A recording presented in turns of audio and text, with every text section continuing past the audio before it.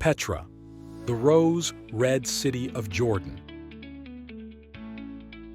Petra is an ancient city located in Jordan. Here are some fascinating facts about this historical site.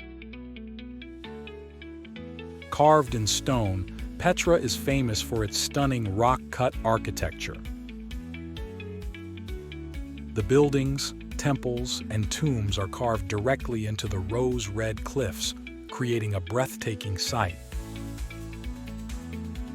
Ancient capital, Petra was once the capital city of the Nabatean kingdom, a thriving civilization that existed over 2,000 years ago.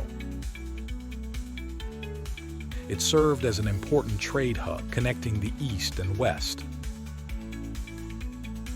The treasury, one of the most iconic landmarks in Petra, is Al-Khazne, also known as the treasury.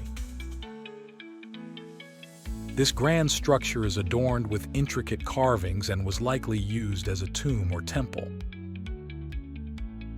Lost city. After flourishing for centuries, Petra was eventually abandoned and forgotten by the outside world.